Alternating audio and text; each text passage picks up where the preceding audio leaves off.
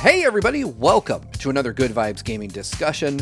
I'm your host for this one, Steve Bowling, and as always, I'm joined by my good friends and GVG co-founders Ash Paulson and Derek Bittner. And this week's topic is a kind of a personal one, I think, in a way.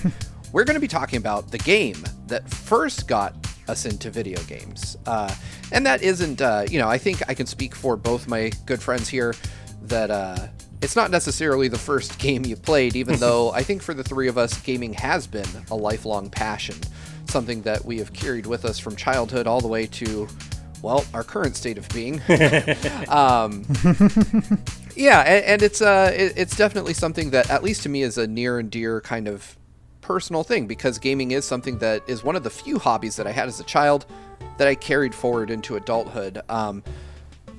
But I want to go ahead and shift over to Derek first. I understand, Derek, you've got some places to be today, so I want to make sure that we get to you first. It might happen, so, just in case. But because that's the funny thing about this one is because it's so personalized, it's hard to have a little back and forth. And, of course, jump in if you guys have anything to say. I think that's the key thing here. So we can, make it more of a conversation other than just like, here's my story, here's my story, here's my story. As fascinating as that all is. But it's interesting you say the game that got you into games, but not necessarily the first one. But for me, I do think it was my first one, because that's the one that sticks out in my memory. That's the one that I couldn't tell you what my second game was, or even my third. I just know, I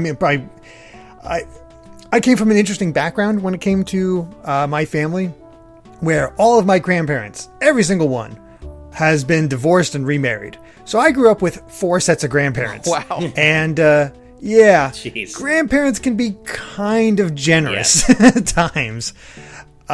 So what would happen a lot of times, it would be just like, here's what I'm into. And for, say come up with a list for birthdays and Christmas. And for the most part, I'd get what I wanted. Though I didn't really know what I wanted from games at the time, because I first got into games when I was 4 years old. I thought it was 3 for the longest time, but I took a look at the old pictures recently and found out, no, I was actually 4. And it was Christmas time, and my grandmother got me an NES that came bundled with Super Mario Brothers and Duck Hunt. Ooh, had the light gun and everything.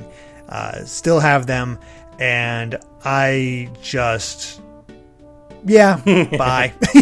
You lost me. That's all it took. Because it's 2 games in one, and they're very different games. You got the classic Mario platformer with, the original Super Mario Brothers, working through that, discovering the secrets on your own, because you're a kid. You're like, well, I wonder what happens if I got up there. And, oh, hey, there's warp pipes. That's crazy. There seems to be secrets in every one of these blocks. I should hit every single one of them to see what's inside. Oh, boy, the time's running out? Oh, well. Or, oh crap, there was a secret there. There's a vine that goes somewhere, but I destroyed all the other blocks that lead up to it. Well, I'll have to replay again and access that. It was interesting at the time because there was, we'll probably say this a lot. There was no internet. You figured things out yourself and gradually learned how it all worked. And that was with Mario Brothers. It took me forever to beat the game. I couldn't tell you how old I was when I finally beat it, but I remember it being an event when that did happen.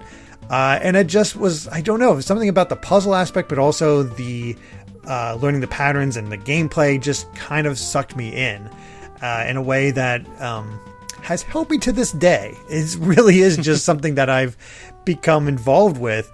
The funny thing is with Duck Hunt is I cheated like crazy, because I'd stand back, try to aim. I couldn't line up the sights. I couldn't hit any ducks when I actually stayed back as far as I was supposed to. So inevitably, I would get up next to the screen, hold the gun right up to the screen and just shoot the ducks that way. And I would just see how far I could get or what kind of crazy scores I could manage. The funny thing is I would still eventually lose just because they get incredibly fast. Right. And my kid dexterity was just not going to keep up at a certain point. Well, they have to be able to fight back somehow. I mean, you're already cheating against those poor ducks, man. It's ruthless. How else are they going to escape your crosshairs? I mean, I had to shut up the dog. Right. that you have no idea how. Well, you might have an idea. You guys might have an idea of like as a kid having that dog laugh at you. Oh man. I would hold the gun up to his face and just shoot. Yeah. I think that's why I learned I could actually shoot the ducks. I'll be that close because I would be so upset. I'd bring up the gun and shoot at the dog itself, and all of a sudden a duck flew by for the next one, and bam! I was like, oh, cool. I definitely did that. First off, because I also, when I got an NES, and this is not my first gaming story. I got an NES. I was really late to the party. If y'all have watched GVG, but I do have a fun duck hunt story. One that blew my mind, honestly. So this fast forward like a decade after I got an NES. I was 15, 16 years old, and I was at my then girlfriend's house for the summer. And we busted out the NES with her parents, and her parents were playing Duck Hunt. And I learned that the second player could control the duck. Oh, yeah. Because my girlfriend's mom used that as her way of cheating at Duck Hunt.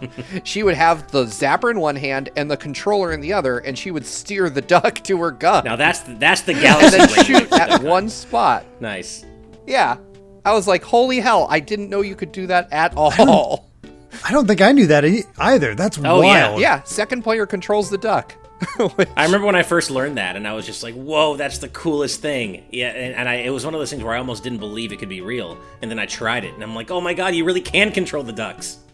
Oh yeah, I mean, I witnessed it happen, and I was like, she must just be messing with me. I was like, and then I was like, let me try. She's just that good. Yeah, she's just that good that she's stunting on me really hard. And I was like, nope, it absolutely works. So, yeah, I learned that. That's but wild. I did the same thing as you, Derek. I would stand with the zapper on the screen and just, yeah. Like, now I'm going to get you from no matter where I am. I'm pretty sure my young self did that too at some point. And I don't want to go too far into it because as it turns out, my story is somewhat similar to yours, Derek. So I won't go too far into it for now. That's like the NES kid equivalent of like going to the arcade and just walking the skee ball up to the right hole and putting it in. 100%, yeah. Right? Absolutely. The thing is, I can't remember. I wish I knew who got me which game because I'd be so fascinating or how they determined which games they should get me because I don't have a bad lineup. That said, I am missing like a lot of big Nintendo franchises. I never got Metroid. I never got Legend of Zelda, and I've never got Kid Icarus or anything like that. I just stumbled onto basically licensed games. I was like, cool. The Capcom NES games are actually really good for DuckTales and Darkwing Duck and all that. And for some reason, I got the ice hockey game. I never watched ice hockey as a kid, but I love the ice hockey game. That thing is amazing. That's one of the best games on the NES. I swear by it. Oh wow! I don't know if you guys ever played it, but it is simple arcade fun. You just choose a different size of each player, and each has their own strengths and weaknesses, and then you go, and it's pure arcade fun. I had love that game. Same experience with tennis. Tennis on the NES. Tennis and pinball.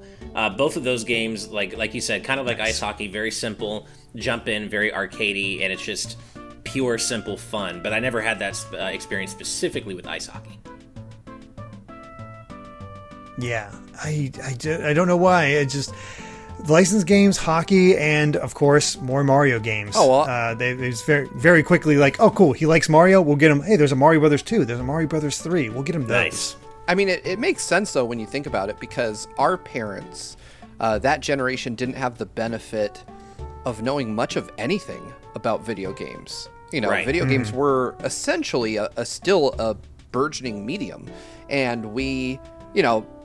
They would look at things and be like, oh, well, I know that movie. You know, I know that's going to be okay for the kid. I know hockey. Hockey is, you know, a simple concept. But they'd look at something like Metroid and be like, the hell is a Metroid? Exactly. Sounds dorky. Kid I'm Icarus, out. What the? Yeah.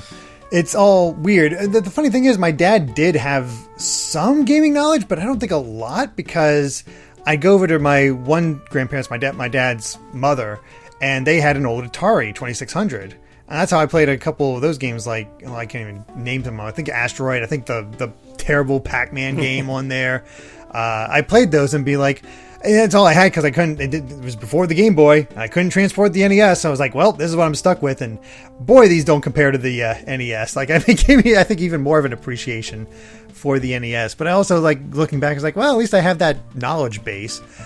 But yeah, it was basically that 1-2 punch of you got the arcadey experience of Duck Hunt with the platforming, but also in a weird way puzzle. You don't think about Super Mario Brothers being a puzzle because everybody knows it at this point, but when you're a 4-year-old trying to figure all that stuff out and just experimenting, it is interesting, like finding all the secrets. And I'll end off my little segment by recounting the first time I beat Super Mario Brothers, because I still remember it being a crazy time. And I've talked about this a few times, so maybe people who've listened to us for a long time might have heard this story. But I was playing the game, made it to 8-4, and of course trying to figure out that maze and how the proper way to go, and that's always a mess, and you're running out of time. And of course running low on lives at that point. And of course you got to get through that freaking Hammer Bro right before the end with Bowser.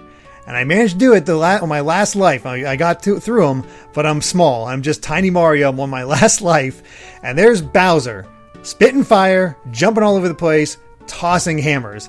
And time is ticking down. I'm like, oh God, what do I do? What do I do? And I'm like, well, just going to go for it. So I run, make the jump, and he tosses out the hammers. And I swear to God, it was pixel perfect. There was a hammer above Mario's head. There was a hammer below at Mario's feet. And I just squeezed between the two, landed on the other side, hit the hammer, killed Bowser. I don't even know if I saw the last screen because I just went wild and screamed, like, just screaming, nice. Yes, nice. Running all over the house. It was just like the ultimate achievement of my young life at that point. It's just the fact that I actually beat Super Mario Brothers. Don't know how old I was, but I finally did it. Awesome. Nice. Yeah, there's nothing like that first time beating a game. You know, the first time you really beat like a game that you've poured yourself into. Because I know that the game I remember beating the most probably isn't the first game I ever beat, but it was the hardest at the time. Mm-hmm. And yeah, little kid, being a kid, you never forget that excitement. It's really, that's for sure, something special. But Ash, mm-hmm. I'm going to save my story for last because I think mine is going to be the most wildly divergent. All right. But you mentioned that your story was pretty similar, so why don't I toss it to you and let's hear about your the game that got you into gaming. Yeah, I would say similar and also a little different. So the first game I ever played was as well Super Mario Brothers and Duck Hunt, the combination cartridge. I got an NES from my parents, I believe, for the holidays when I was 4 years old, and I got an NES with Super Mario Brothers and Duck Hunt, the original Teenage Mutant Ninja Turtles game, and Zelda 1. And I believe my mom got Zelda 1 more for her because she was interested in playing as well. That was back when she was like, oh, I want to get into this too. It didn't ultimately work out that way, but she definitely, I know the first game I played was Super Mario Brothers and Duck Hunt, and it just... I had specifically had been pointing out that I as much as I could at that age, like on TV, like, oh man, I really want a Nintendo, and so they surprised me, and to hear my parents tell it, my dad was a little reticent. He was like, is this really a good idea? Is this gonna set him down a path of just sitting in front of the TV all the time? My mom was like, let's just try it, and so thanks mom for helping to make that happen. And so yeah, she would sit down and play Super Mario Brothers with me, and I'll never forget that we would play it together, and I was just enraptured. The first time I picked up that controller, I was at home, and I knew exactly what I was doing, and my mom, had a little bit more trouble, but, we did still play together. And I remember the first time, I don't know how long it was after I got it, but I remember the first time we got to Bowser, or as I used to call, or we used to call him at the time, the Dragon, in World 1-4. And we'd gotten there so many times, couldn't make it, couldn't beat it, and finally we played again, and we get to 1-4 again, and I beat Bowser, and we were celebrating. We're like, oh, we beat the game. We finished the game. That's it. We did it. That's awesome. Oh my God. And I'll never forget it. And then I see World 2-1 on screen, and my little brain, my 4 or 5-year-old brain just exploded. I was like, there's more? What? That's not the end. 1-4. 2-1. Oh my God, how high does it go? How far does this go? And so that was about the time where my mom checked out, and she was just like, this is already a little too difficult for me. I'm gonna sit back and let you do it.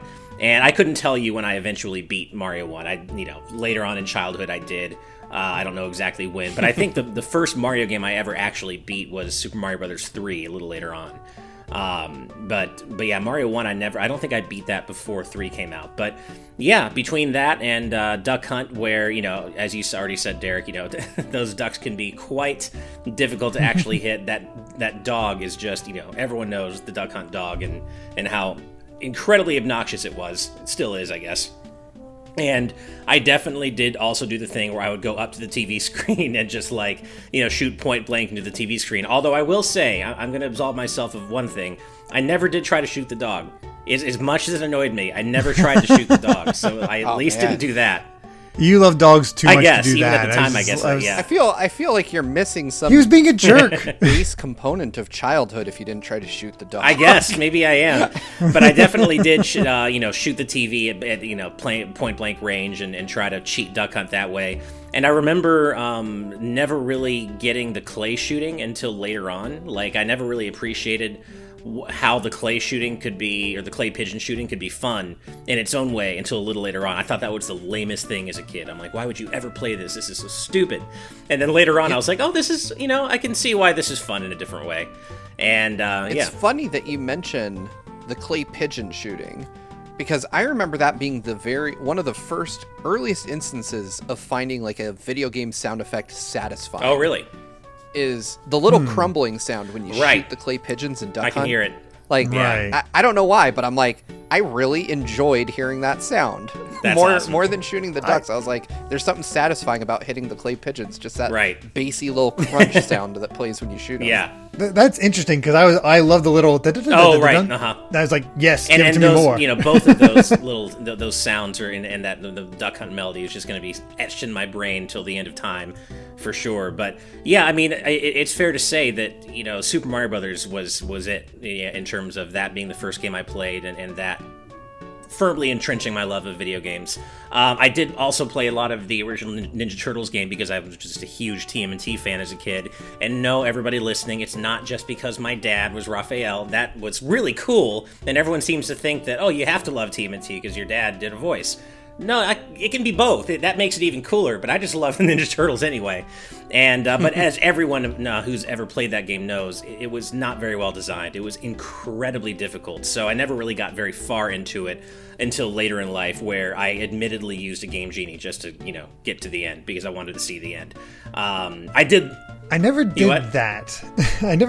I had a Game Genie, but I never used it to get to the end. I wish I had, just because I'm curious how it ended and all this stuff, but I'm assuming the sewers. The sewers is what got you. For me, it was everybody. it was level 3. Yeah, there's this little short hop jump that you have to make. I think it's in level 3. That is in a sewer area, and I could never get past that. And it was already just a very difficult game, regardless. And I remember most times I wouldn't even make it there because of the dam level. In level 2, where you have to swim through the dam and disarm all the bombs, I was lucky if I made it through that. And so, I could say that all of my first games were like Mario, Ninja Turtles, and Zelda 1, but I played Mario first and by far the most. And Zelda 1, I remember liking it as a little kid, but it was too hard for me to figure out. It wasn't until later on that I, probably was like 7 or 8, that I went back and really, really immersed myself in Zelda 1 and really loved it. Yeah. I felt like a god when I reached the rooftops level in I bet, TMNT without any cheats or anything like that. And then I immediately died. But that's the farthest I ever got. I got to the rooftops and then started losing and lost all my lives at that point. But I felt like a god getting to that point. It's like, I'm doing so well. Especially if you ever, God forbid you ever lose Donnie. He's so by far the best turtle in that game with his range on his bow staff, that if you lose him, there's almost no point in continuing, especially if you're stuck with Raphael, who unfortunately was not well designed in that game and had no range and didn't really have anything to make up for that. But yeah, that was definitely what got me into games, although I will say I had kind of a... I almost have 2 answers for this, or an answer and a half, and I know I've told this story before, maybe on like Game Explained discussions or whatever, but Super Mario Brothers was the game that got me into games initially, and of course, once I did that, there was no looking back. I played my NES to death.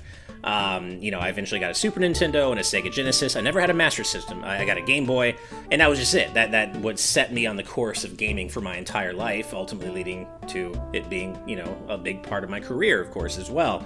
But I almost had a reawakening, or like almost like a second getting into games moment when I first played Final Fantasy 3, or 6, I should say, 3 as we knew it at the time. Because prior to that, a friend of mine, a really well-meaning friend of mine, had gotten me Final Fantasy Mystic Quest for a birthday, probably like my 11th or 12th birthday or something. And wow. Yeah, right? And he meant well, really good guy. And I was like, oh, this is kind of cool. I looked at the box. I wasn't really sure if this was for me, but I'm like, of course, thank you, man. I'll go back and I'll go home and try it out. And of course, as anyone who knows who's played Final Fantasy Mystic Quest, if you don't know the context of that game going into it, it's just not a very good game. And it's not a good game anyway, but you can appreciate it knowing the context of when and why it was released, in terms of being like an easy type Final Fantasy for all of us dumb, Western players. But I just thought it was the stupidest game. I was like, this is lame. And of course, I thanked my friend, and I was like, I never told him that I didn't like it, but I was like, this is lame. And I played it for like an hour and never went back to it, or at least didn't go back to it for a while. And at that time, I was like, well, Final Fantasy's dumb. Like, this is not. I don't ever want to play a game with Final Fantasy in the title. This Mystic Quest game is stupid. And then a few years later, I kept seeing Final Fantasy 3 come up in all the game magazines I was subscribed to, Nintendo Power, EGM, Game Pro, all that stuff. And everybody kept saying, this game is, oh my god, everybody has to play Final Fantasy 3. And I was like, I don't know, Mystic Quest was so stupid, but I was like, you know what, sure, I'll give it a shot. And that game was iconic for me because it opened my eyes and to a whole new dimension of what games could be. Prior to that, I certainly enjoyed video game music in the sense that I would like hum it while I was playing it, and I liked it. And but I never really paid attention to stories in games that much. I mean, yeah, Zelda a little bit, but it was a means to an end, right? But then I played Final Fantasy 3, and that game pulled me in a way that no other game prior to that had, because suddenly I had characters that had, the three-dimensional characters who had lots of sides to them to care about. I had a story that was really interesting, and then the soundtrack just blew me away. I was like, I have never, listened to video game music in quite this way before, and I just was obsessed, and I never... So, obviously, I was always into games from Super Mario Brothers 1 going all the way up to Final Fantasy 3 or 6, but once I played that was like a reawakening to me in terms of, okay, video games can be all the awesome things I've experienced up to now, but holy shit, they can also tell great stories and have these unbelievable soundtracks, which the first album I ever spent my allowance money on to buy was the super limited release Kefka's Domain soundtrack that was only available in the Nintendo Power catalog. I was obviously very popular as a kid, as I'm sure you could tell. Very popular. All my Coolest well, I didn't have a whole lot of friends at that time, but all my peers in school were like listening to Green Day and the like, and here I was with my Discman listening to Final Fantasy VI music. And so that was, Huh? I have a very, very similar story of high school dorkery. Nice. Around the same time period too. I no joke, I don't know why I did this, but it had to be around 96 or something like that, because I think I was about 14, 15 years old. Yeah, we're very similar in age, Steve. I think you're slightly older than me, but we're pretty similar in age. Yeah. So Final Fantasy VII was like the game du jour back then, and it was hot, right? And I literally commandeered a VCR in the French room at my school during lunch so that I could show my friend at the time, Dustin, how I ended up beating Sephiroth in Final Fantasy VII. I recorded it and brought it to school, and instead of doing what any normal high schooler at the time would do, I spent an hour going over Sephiroth strats with my friend. That's amazing. In French class. Doing guide work all that time ago. Yeah. That's awesome. Oh, man. Jeez. Yeah, I was also supremely popular, obviously. Oh yeah, no, I think yeah. I'm sure we all were like just We all were. Sure. But yeah, that's pretty much so for me. It was like Super Mario Brothers and Duck Hunt, but I also go back and credit Final Fantasy III with kind of serving as a whole new awakening for me in terms of this whole other side of gaming I hadn't even considered before, and yeah, then of course after that I went back and played Mystic Quest with the knowledge of what it was in context of the series, and it's still not a good game, but I have a soft spot for it now. Understanding what it is and why it is, and then I guess just as a little aside, I remember right after I beat Final Fantasy III, I started seeing ads for this little game you may have heard of, possibly called Chrono Trigger, and I'm like, oh, that's that company Squaresoft again. And I'm like, oh man, I better Ash play with his this. love for small indies. I know, right? And I was like, oh man, I better play this, seriously. because it's Squaresoft. I really like this game, but there's no way this upstart Chrono Trigger game is going to be better than the one I just finished. Final Fantasy III is just the best ever. I was wrong. Chrono Trigger was even better, and it's still my favorite game of all time to this day. And yeah, there are certainly other asides I could go into, but those are the main thrusts of the games that really, the first game that got me into gaming, and then the game that kind of showed me a whole new side of what games could be. Nice. Yeah. My story is gonna be significantly different from y'all. But I do want to start at the beginning, which I think is where most stories should begin. So Nice. I don't think I've ever revealed this to anyone at GVG or on the internet at large, but I am by birthright an Angelino, like Ash. Oh, okay. So my life began in Los Angeles, and that's important because it's also the first place I ever saw a video game. As a young child, and I'm talking like 3-4 years old, Yeah. able to speak, but not do a whole ton else. I was introduced to video games because when I lived in Los Angeles as a young kid, my mom would routinely take us over to my grandma's friend's Rosa's house. My mom is named Rosa, her friend's named Rosa. It's a real weird thing. But Rosa's son Carlos lived with them. And anytime that I came over along with my brother, he would show us the latest video games he was playing. He had, a gaming PC, as it were, back then, probably a Commodore 64. Nice. I was far too young to know or to care, right? And I got introduced to a number of games like Gianna Sisters, Fighting Street, which was just Street Fighter rebadged for some reason, and like a whole host of other like bootleg weird games that he would... I don't even know where he got them. I assumed there was like a bootleg shop you could go to because it was the 1980s. It's not like he was downloading these. And as Derek said, common theme being that the internet didn't exist yet, so we all had to figure things out. Yeah. And I would play them when he would let me at his house for like little bits of time, but I didn't really latch on to them.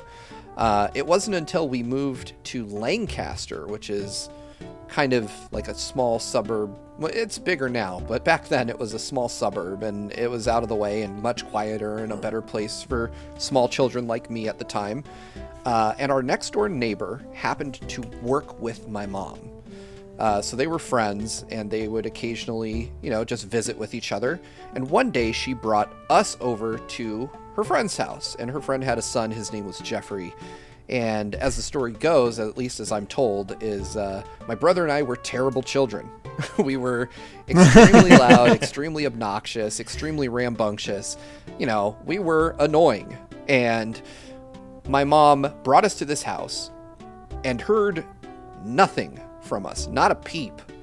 And, as Derek can probably attest to, when your kids go from being loud and crazy to completely quiet, the first thought in a parent's mind is, oh God, what are my children doing? It's definitely worse than when they're loud. Uh-huh.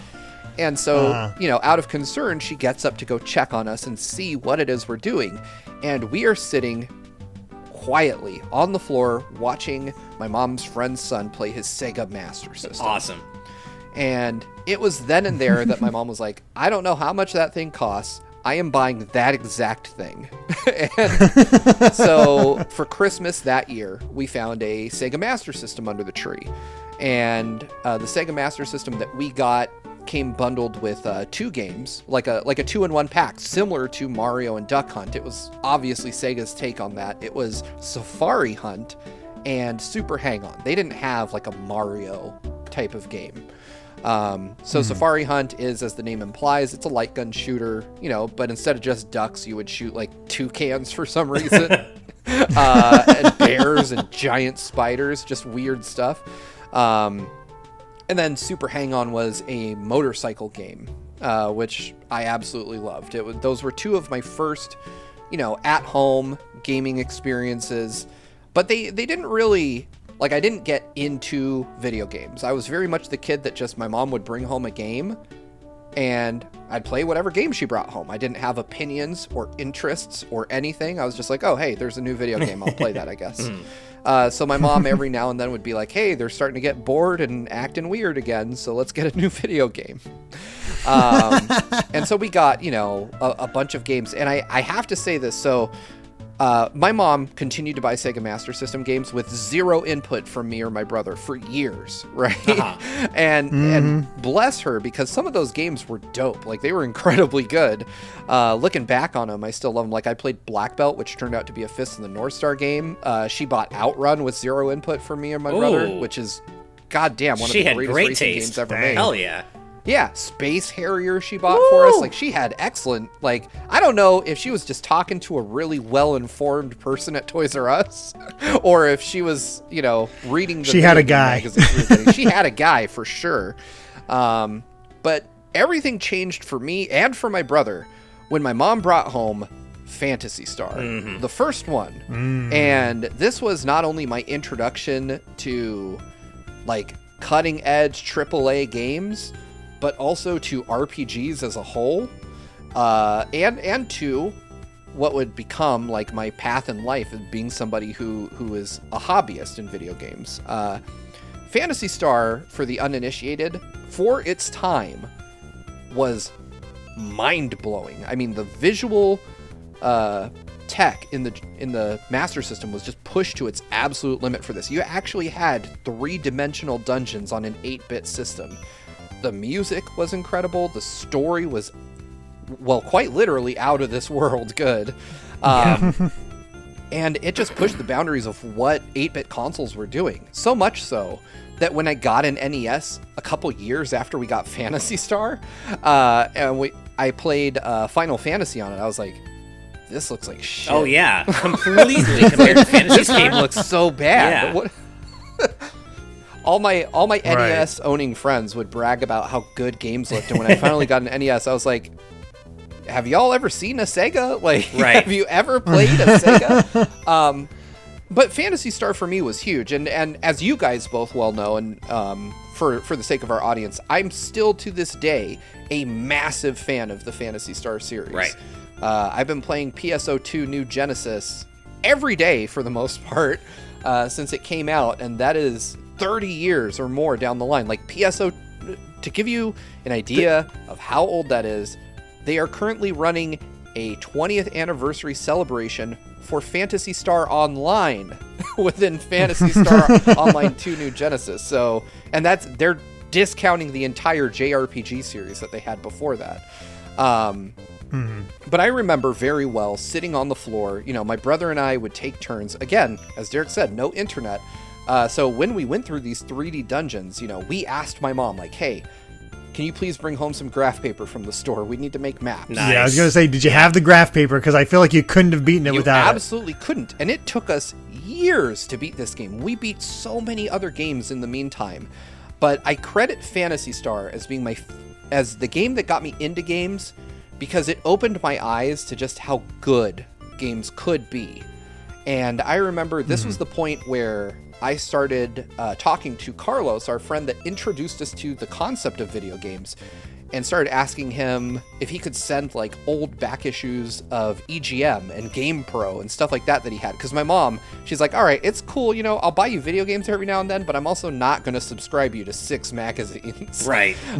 So, we asked him if he could start sending us old ones, and I started just combing through EGMs and GamePros and looking at previews and reading stuff and wanting to know what was coming next. Like, what game, is going to come next that can hold a candle to Phantasy Star? What is the next Phantasy Star for me? And I credit it for helping me become someone who loves video games overall, because through that desire to find my next Phantasy Star, I ended up discovering, Mario, Zelda, all the games that I enjoy today, and reading about them and becoming kind of a student of video games and trying to learn more and more about the medium. Without that initial introduction to Phantasy Star, I likely would never have gotten as into video games as I am now. GVG, at least with me, probably would not exist. I probably never would have taken on any of the jobs that I have within the industry. So I owe a lot to that Master System and that initial experience with Phantasy Star. But I do have to just real quick also agree with Ash that as the years wore on, I did learn more about narrative and music and stuff like that in games, primarily in the 16 and 32-bit eras is where that kind of appreciation blossomed within me. And I would say for me, Final Fantasy VI was like a rental that I never finished, but Chrono Trigger was very much that game that reinvigorated my love of JRPGs, put Square on the map for me, and then got me to look more at the art aspect, because at the same time, this was also where I was becoming intrigued with Japanese culture and anime. And so a big thing about Chrono Trigger, I was like, hey, the guy that created Dragon Ball worked on Chrono Trigger. I definitely want to play this game. Yeah. And, just looking at the artistry that went into games from both a visual and a audio perspective was a big thing for me. So I credit Phantasy Star with getting me into it, but I kind of credit Chrono Trigger with giving me more of a critical eye toward video games, to look at games as a product of work of huge groups of people. But yeah, so I didn't get an NES till way later in life. Because of that, I was sorely disappointed by it when I got it. I was like, Mario 1, this game sucks. Oh, man. I honestly did not think Mario 1 sucked, but visually it was definitely a huge letdown. Sure. Mario 3, on the other hand, was the first time I saw an NES game that I was like, all right, I like you. You're good. And I ironically, that was also, Mario 3 is the first game I ever remember getting on launch. Like, the first game, period. That, at least as a kid, that I was aware of, that I was like, yep, they bought that for me the day it came out. Followed closely by Sonic. Oh, of course. Yeah, I mean, Sonic. I mean, right. I think, like you were saying, Derek, my grandparents were very generous, and I still remember the day that I found out my grandparents on my dad's side had gotten me a Genesis with Sonic 2 for, I think, the holidays. I don't know exactly when, but I probably we're very close to its release, because I had played Sonic 2 at a friend's house and Sonic 1, and I was like, oh my god, I really want a Sega Genesis now. Oh, holy crap, Sonic is awesome. And I had that experience previously, and this is, of course, aging myself as well. But, my parents would sometimes take me to Blockbuster to rent games. And I still very vividly remember the first time I rented the original Mega Man, and I was so confused at, 5 or 6 years old, because I couldn't wrap it around my head that the robot master you're choosing, you're not supposed to play as them. They're the boss at the end of the stage. So I remember being like, why am I choosing Fireman or Bomb Man? And then this little blue guy comes like, what's going on here? I'm so confused. But the difference was I got so into Mega Man, but I already had what I needed to play it. So I was already well into Mega Man by the time I had seen Sonic on a friend's Genesis. And I was like, I have to get a Genesis. I have to have Sonic. And thankfully, my grandparents came through and delivered that for me. Nice. Yeah, I mean, there's a lot like that. Like, it was 16-bit when I started having my own opinions about what I wanted to play. That's when you pointed the Sonics and so forth. Like, that looks fun. Let me play that. And it was 32-bit when I started getting to the gaming magazines and all that. And it's funny how RPGs are kind of that gateway to seeing what games can do, because Final Fantasy VII for me being the first real RPG that I played and understood, and just blossom from there. It's funny how you get something that kicks off that interest, you go with it, you kind of you're a hobbyist at that point, you enjoy it, but it's not until you get to that one special game that really makes you go from one to the other, where you're like, no, this is my thing. Yeah. And there's a couple games in there, but there's like Super Mario Brothers 3 is still my favorite game of all time, but there's a lot out there that are just good. That's a solid pick. I would love it if someday, maybe I'll put this up for one of our weekly discussion posts to vote on.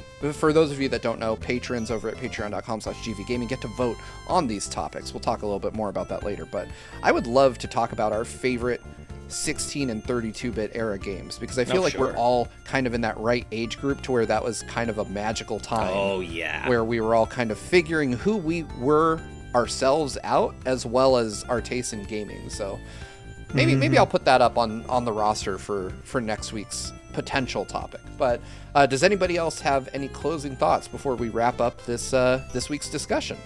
I guess I would just say really. that prior to playing Final Fantasy III, I do have a very vivid memory that even now sticks out into my mind.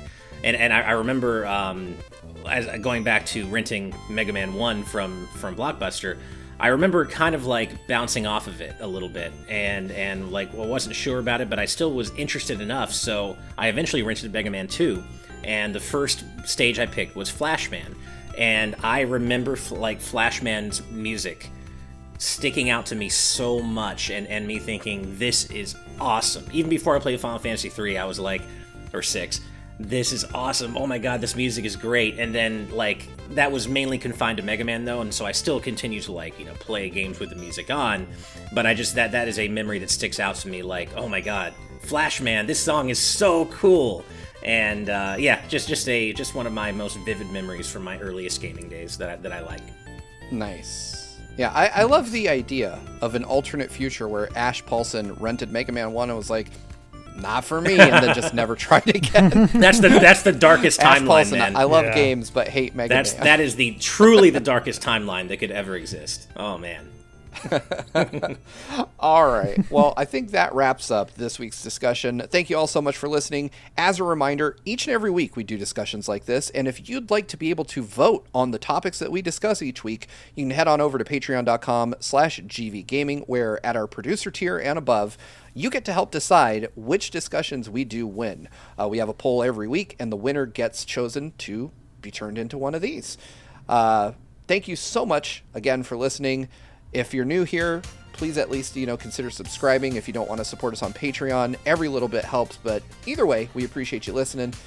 That's it for us for this week. We'll be back next week with another Patreon-voted discussion. Until next time, everybody. Bye.